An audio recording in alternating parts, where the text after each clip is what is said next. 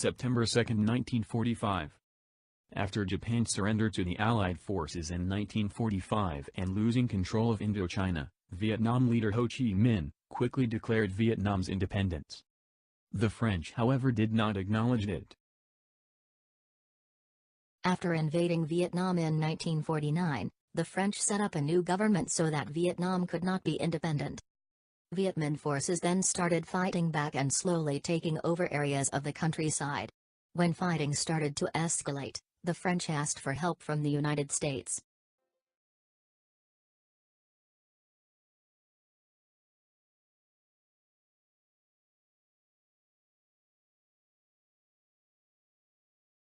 China had fallen to communism in 1949, and America had fought in Korea in 1950-53 to contain the spread of communism.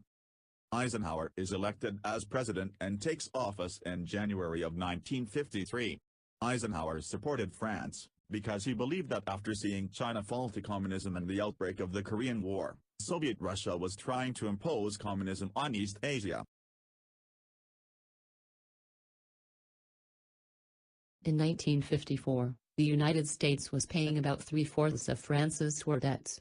Eisenhower's reasoning for this was his domino theory, or the belief that if Vietnam fell to communism, so too would other nations of Southeast Asia. So if the spread of communism in Vietnam could be stopped, then it could stop it for the rest of Southeast Asia.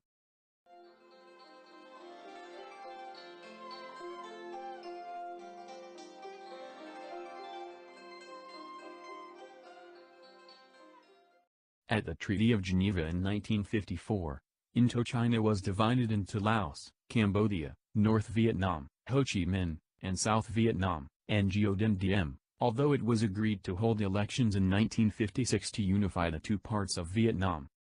Ngo Dinh Diem, however, refused to hold elections.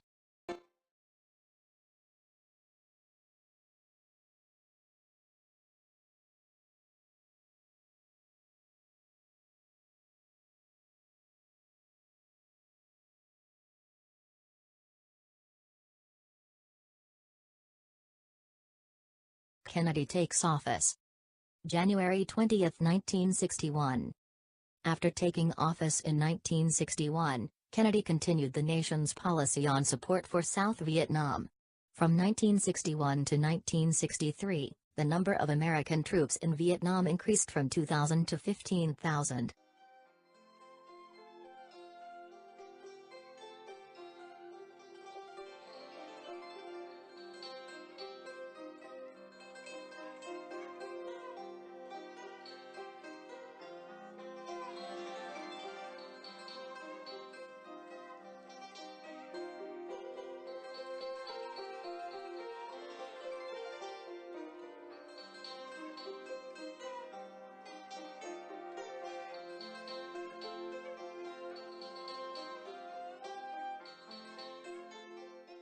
It was obvious the South Vietnamese could not resist communist infiltration by the Viet Cong without help. In 1963, the American commander reported that the ARVN, the South Vietnamese army, were ill-equipped local militia, who more often than not, were killed asleep in their defensive positions.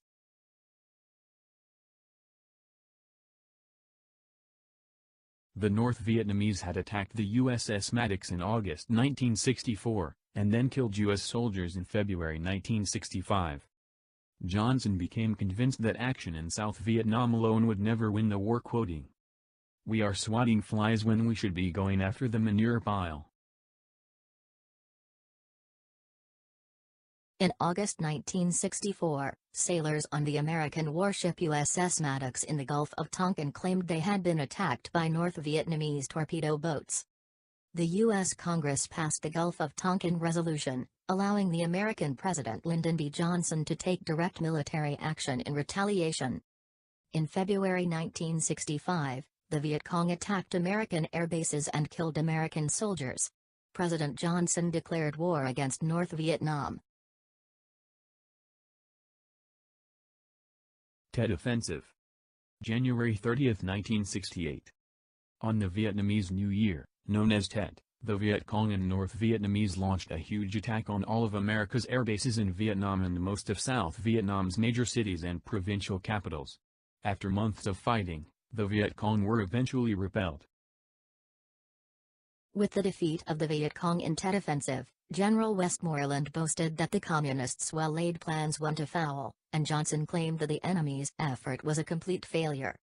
In fact, it actually meant the exact opposite, because it proved that a country on the verge of defeat could launch a large-scale attack like that, and when Westmoreland asked for an additional 290,000 troops to add to the already 500,000 troops stationed in Vietnam, it seemed the U.S. couldn't win.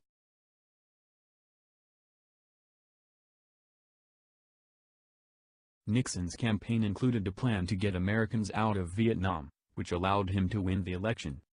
Nixon began trying to negotiate with the president of South Vietnam, but the president wouldn't agree to anything that left North Vietnamese troops in the south. Nixon ordered B-52s to drop bombs on North Vietnam for 11 straight days in what's known as the Christmas bombings. On January 27, 1973, the warring sides came to an agreement ending the war and restoring the peace in Vietnam. Fall of Saigon. April 30, 1975. Without the approval of Congress for funds to aid South Vietnam against the North Vietnamese, the city of Saigon was captured. It was renamed Ho Chi Minh City. This marked the end of the Vietnam War and the start of a period where Vietnam would unify into a communist state. This resulted in one of the largest evacuation mission ever, called Operation Frequent Wind. Hundreds of thousands of people tied to the South's regime fled Vietnam thanks to the U.S. Air Force.